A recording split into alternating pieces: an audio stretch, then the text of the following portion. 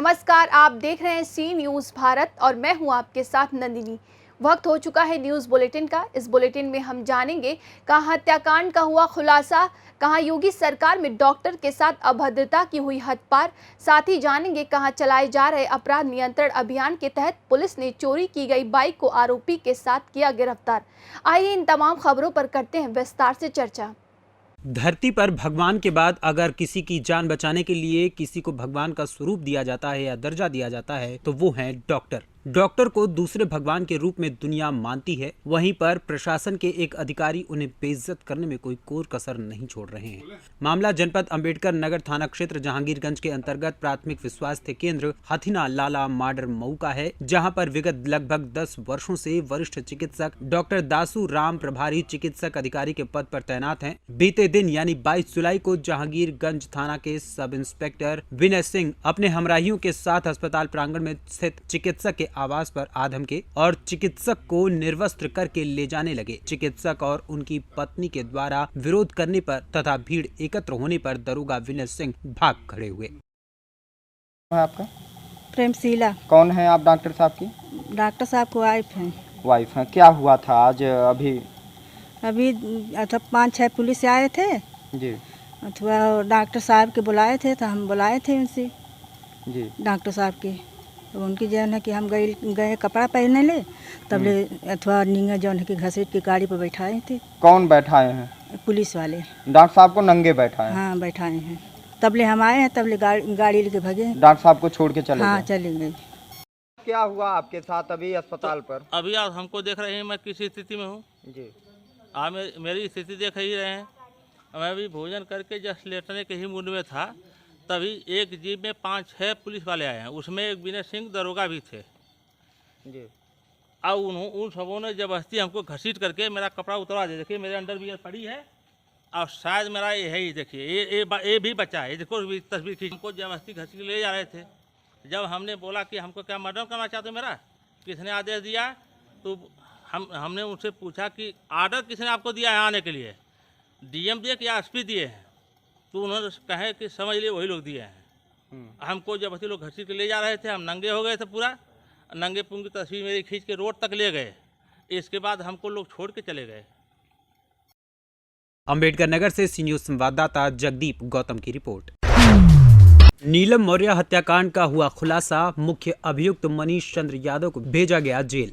जनपद अंबेडकर नगर के थाना क्षेत्र हंसवर के कल्याणपुर उदनपुर गांव में हुई थी नीलम मौर्य की हत्या। 24 घंटे में पुलिस ने किया खुलासा। हत्या से दुखी मौर्य परिवार और समाज सेवी रमेश मौर्य सहित कई संभ्रांत मौर्य समाज के लोगों ने खुलासे की मांग की थी। पुलिस ने सक्रियता दिखाते हुए पर्दाफाश किया। जांच पड़ताल में पता चला कि मनीष चंद्र यादव ने खुरपी से नीलम मौर्य की हत्या की थी। पुलिस प्रशासन सहित थाना अध्यक्ष अभय कुमार मौर्य और मौर्य समाज में विशेष पहचान रखने वाले प्रगतिशील विश्व मौर्य परिषद के जिला अध्यक्ष समाज सेवी रमेश मौर्य का पूरा प्रयास सफल हुआ। मुख्य अभियुक्त को जेल भेजा गया और विवेचना जारी है। महिला की हत्या हुई है, क्या मामला है? दिनांक 21/7/22 को हंसवर के कल्याणपुर गांव में एक महिला की बॉडी मिली। उस महिला की शिनाख्त की गई, FIR दर्ज हुआ, पोस्टमार्टम कराया गया। उसका अभियुक्त या मुकदमा जो है अज्ञात में लिखा गया था। उसके अभियुक्त की गिरफ्तारी की गई और लाकत बरामद किया गया है।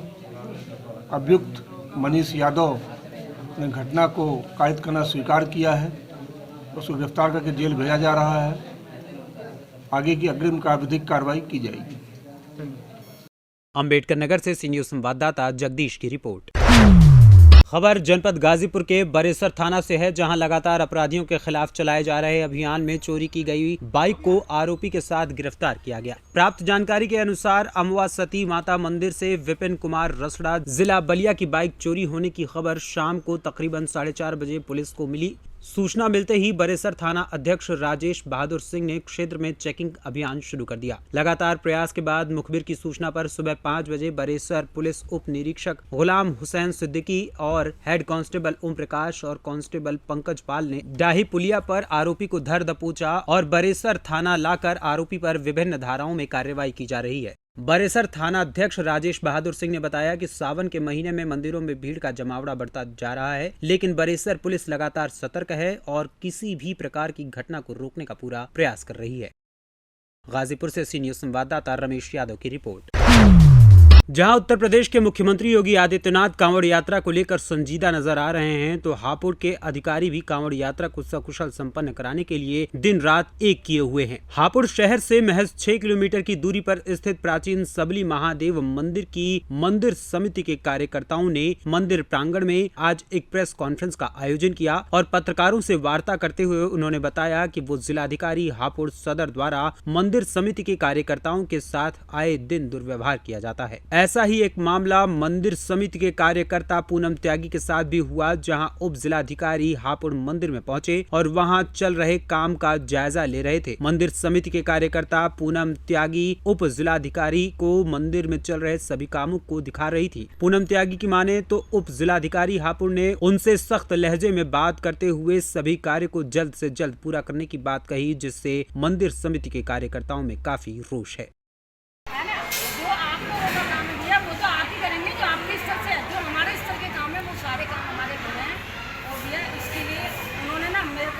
बहुत फील हुई, मुझे अच्छा नहीं लगा। मैं आगे ली थी उस समय, उन्होंने जैसे जैसे पूछा, पंडित जी थे और 2-3-4 जने, उनका कहने का तरीका बढ़िया नहीं था। मैं कल भी आके देखता हूँ, मैंने कहा ठीक है भैया, हमें आपको हमारे इस तरह थोड़ी धमकी, मतलब उनके कल वाले व्यवहार से मैं संतुष्ट नहीं हूँ। उससे पहले आते थे बड़े अच्छे से, बहन जी ठीक है, कैसे चल रहा है, ये चल रहा है, अच्छे से बातें करते थे। लेकिन कल मैंने उन्हें सारा सर्वे कराया, उसके बाद भी वो संतुष्ट नहीं हुए। मैंने कहा भैया काम चल रहा है, गर्मी का समय है, बारिश भी आती है बार बार और कर भी रहे हैं वो काम, तो उसके लिए भी वो संतुष्ट नहीं हो रहे। तो उस बात का भैया समिति तो अपने हिसाब से कर रही है ना। बिजली क्या मंदिर समिति अब इसमें हमारी देखो अंदर क्या मंदिर समिति अब इसमें कोई किसी से शिकायत करेगी? भैया ऊपर के लिए जब हमारी नहीं कहीं सुनवाई होगी तो हम ऊपर जाएंगे। भैया एजेंट साहब आ रहे हैं या जो भी आ रहे हैं, सुनवाई अलग चीज़ है, बदतमीजी अलग चीज़ है। हाँ भैया। नाम हिमांशु प्रताप मित्तल, मैं जिलाध्यक्ष हूँ हिंदू युवा वाहिनी जनपद हापुड़ से।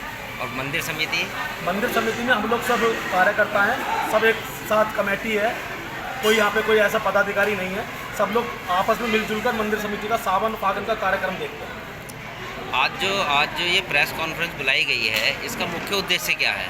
इसका मुख्य उद्देश्य एक है कि हमारे हापुड़ सदर एसडीएम साहब हैं दिग्विजय जी, उनका व्यवहार इतना अच्छा नहीं रहा मंदिर के प्रति, जिस वजह से आज वो ये प्रेस कॉन्फ्रेंस पहली बार किसी अधिकारी के खिलाफ बुलाई गई है। क्या इतने सालों से मेला चलता है, बाबा की सेवा होती है, सावन में लाखों लोग आते हैं, कांवड़ियाँ लाखों आते हैं, लोटा जल वाले आते हैं, सबका सहयोग रहता है, मगर ये एसडीएम साहब निराले आए हैं, इनका जो व्यवहार है वो संतोषजनक नहीं है। क्या हुआ था वैसे? कल मंदिर 5 बजे आए, गाड़ी से उतरे, मंदिर का सर्वे किया, आपकी क्या व्यवस्था है क्या नहीं है, वो मंदिर कमेटी की व्यवस्था है। मंदिर कमेटी समय पे अपना सारा काम पूरा करती है। एक सड़क का काम जो प्रशासन से हमने कहा था, केवल एक सड़क का काम। दूसरा, हमारी नगर पालिका की टीम, जो नगर पालिका के कर्मचारी मंदिर के लिए आते हैं, पिछले सोमवार को हमने कहा तो मना कर दिया गया। कल 5 बजे एसडीएम साहब के आने से 2 मिनट पहले कर्मचारी आए हैं नगर पालिका से,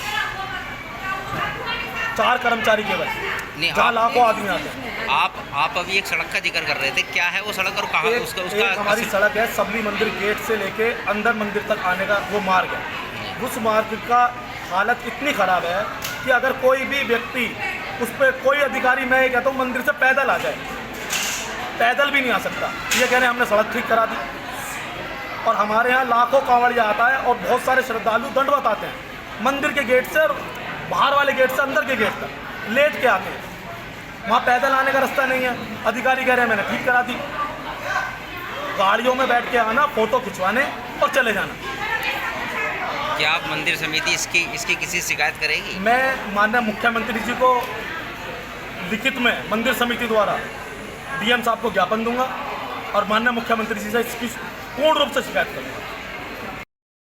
हापुड़ से सी न्यूज संवाददाता सचिन सागर की रिपोर्ट। इंदौर के भंवरकुआं थाना क्षेत्र के देवी अहिल्या विश्वविद्यालय परिसर के कुएं में डूबने से एक 13 वर्षीय छात्र की मौत हो गई। छात्र राज बेरासी अपने 3 अन्य साथियों के साथ कुएं में नहाने के लिए उतरा था। वहीं सूचना पर पहुंची भंवर कुआं पुलिस और SDERF की टीम ने 5 घंटे रेस्क्यू कर शव को बाहर निकाला। वहीं मृतक की मां ने बताया कि राज पहले भी बिना बताए घर से चला जाया करता था और वो उज्जैन में दोस्तों के साथ रुक गया था। अगले दिन वो घर वापस लौट आया था। राज माँ बाप का इकलौता बेटा था। सर, एक बच्चे की डूबने से मौत हुई, रेस्क्यू किया गया था, कहाँ का है, क्या नाम है? ये एक बच्चा है राज बोरासी, पिताजी का नाम है रवि बोरासी और ये सरकारी स्कूल के पास में 70 मकान नंबर में रहता था। कल 5 बजे से ये अपने दोस्तों के साथ जाने का घर से कहकर निकला था। आज उसके भाई अमन बोरासी ने आके बताया है कि ये कंपाउंड AV कंपाउंड के पास के कुएं पे कुछ कपड़े मिले जो बच्चे के थे। वो देख करके उसकी मम्मी को बताया गया। मम्मी ने जो है ये जानकारी दी। इस आधार पर रेस्क्यू टीम लगा करके और कुएं के अंदर से निकाला गया तो बच्चे की डेड बॉडी मिली है। जानकारी मिली है कि बच्चे वहाँ नहाने के लिए उतरा था और इसी दौरान डूबने से उसकी मृत्यु हो गई। इसके साथी भी थे? नहाने के लिए ऐसे जानकारी मिली है कि उसके साथी और वो सब नहाने के लिए गए थे। अन्य बच्चे भी साथ में थे। कुछ बच्चे जो नीचे नहीं उतरे हैं वो अभी जीवित हैं और ये बच्चा जो है डूबने से मृत्यु हो गई। 13 साल का है ये, सरकारी स्कूल में पढ़ाई करता है। सर, पुलिस पे आरोप लगाया है कि रिपोर्ट नहीं लिखी गई, थाने गए थे? नहीं, अभी आए हैं। जैसे ही आए हैं तुरंत ही रिपोर्ट लिखी गई है। जानकारी बाद में आई है। प्रॉपर रेस्क्यू टीम भेजी गई थी। तत्काल मौके पे गए पुलिस और सभी प्रशासन ये करीब 2 घंटे 3 घंटे के उसमें जो है पूरा प्रॉपर काम हुआ है। उसमें निकाली गई डेड बॉडी। इंदौर से सी न्यूज संवाददाता सुरेश की रिपोर्ट।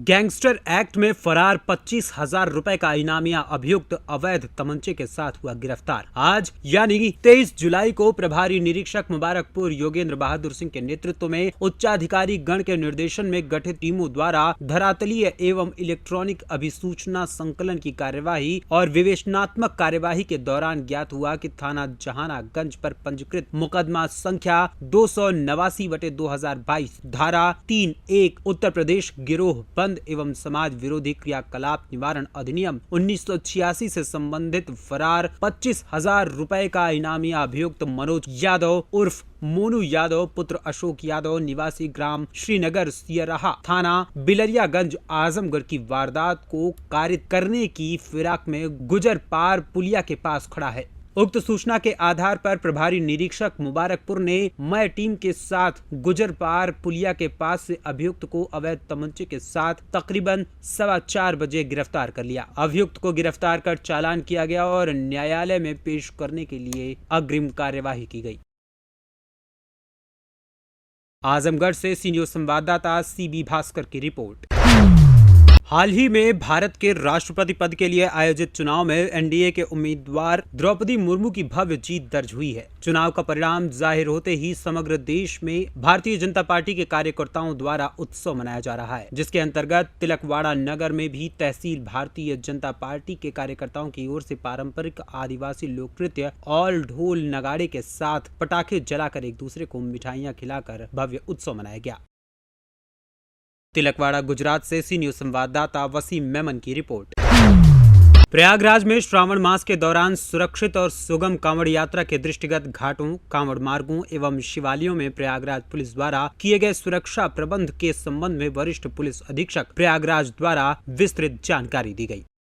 अभी श्रावण का पवित्र माह चल रहा है और सोमवार के साथ साथ मंगलवार को श्रावण शिवरात्रि भी है और इसको लेके काफ़ी संख्या में कांवड़िया बंधु जो है प्रयागराज से जल लेकर मुख्यतः बाबा विश्वनाथ मंदिर में जलाभिषेक के लिए जाते हैं। उसके अलावा अन्य भी कई स्थानों पे कांवड़िया जाते हैं। उसको दृष्टिगत रखते हुए घाट की सुरक्षा व्यवस्था, रूट की सुरक्षा व्यवस्था और विभिन्न शिवालयों की सुरक्षा व्यवस्था सुनिश्चित कराई गई है। इसमें जो डिप्लॉयमेंट है हमारा वो सिविल पुलिस का, कुछ स्ट्रैटेजिक लोकेशंस पे PSC का, ट्रैफिक की डिप्लॉयमेंट है हमारी। साथ ही साथ जो हमारे वॉलंटियर्स हैं उनको भी विशेष दिनों में जैसे सोमवार या अन्य महत्वपूर्ण तिथियाँ होती हैं उस पर हम अपने सिविल डिफेंस और अन्य हमारे जो वॉलंटियर्स हैं उनका भी सहयोग लेते हैं और प्रशासन और पुलिस विभिन्न विभागों के साथ मिलकर इस पूरे मेला को शांतिपूर्ण तरीके से और सुरक्षित तरीके से संपन्न कराने के लिए पूरी तरह से कटिबद्ध है। देखिए, सभी शिवालयों पे जहाँ जहाँ भीड़ होती है वहाँ पे जो सिविल पुलिस में हमारा डिप्लॉयमेंट है वो पुरुष और महिलाओं दोनों का डिप्लॉयमेंट है। महिला कांस्टेबल्स भी वहाँ पे डिप्लॉयड रहती हैं। सादे में भी हमारा डिप्लॉयमेंट रहता है, जिससे कि किसी भी तरह की अभद्रता और अन्य कोई। प्रयागराज से सी न्यूज संवाददाता अनिल कुमार मौर्य की रिपोर्ट। भारतीय जनता पार्टी मंडल मनोहर थाना और घड़ावली की सामूहिक मीटिंग शनिवार को लोधा समाज छात्रावास मनोहर थाना में रखी गई, जिसके मुख्य अतिथि क्षेत्रीय विधायक गोविंद रानीपुरिया रहे। इस दौरान क्षेत्रीय विधायक रानीपुरिया ने मोदी सरकार के 8 साल के कार्यकाल को बेमिसाल बताते हुए सरकार की जन कल्याणकारी योजनाओं के बारे में जानकारी दी। साथ ही उन्होंने कहा कि हमारे देश में प्रधानमंत्री नरेंद्र मोदी के नेतृत्व में प्रथम आदिवासी महिला को राष्ट्रपति बनाकर आदिवासियों को सम्मान दिया गया। पूर्व में भी रामनाथ कोविंद को राष्ट्रपति बनाकर अनुसूचित जाति एवं अनुसूचित जनजाति वर्ग का सम्मान किया गया। गरीब एवं पिछड़ा वर्ग के लोगों को सम्मान देना भारतीय जनता पार्टी की रीति नीति में है। भारतीय जनता पार्टी ने देश हित में राम मंदिर, धारा 370 और 3 तलाक जैसे मुद्दों का समाधान कर देश का सिर ऊंचा किया है। राजस्थान से सी न्यूज संवाददाता भगवान की रिपोर्ट। झालावाड़ शहर में रीट परीक्षा में भोजन को लेकर अभ्यर्थियों को कोई परेशानी न हो, इसको लेकर जिला मुख्यालय पर शहर के समाजसेवी एवं मानव सेवा समिति अध्यक्ष शैलेंद्र यादव की ओर से बस स्टैंड परिसर में बच्चों के लिए व्यवस्था की गई। 2 दिन तक चलने वाले इस भोजन कार्य में पहले दिन 600 किलो आलू की सब्जी और 10 बोरी आटे की पूड़ियां बनाकर भोजन कराया जा रहा है। मानव सेवा समिति की ओर से बस स्टैंड परिसर में सुबह 9 बजे से ही भोजन शुरू किया गया था। ऐसे में परीक्षा के दौरान अभ्यर्थियों के आने जाने समय एवं उनके परिजनों को भी भोजन कराया गया। यहाँ भोजन करा रहे सदस्य ने बताया कि इसमें करीब 8000 लोगों के लिए भोजन की व्यवस्था है। समिति अध्यक्ष शैलेंद्र यादव ने बताया कि 10 बोरी आटा और 600 किलो आलू से भोजन की व्यवस्था की गई है। अभ्यर्थियों को बारिश के कारण टेबल पर भोजन परोसा गया।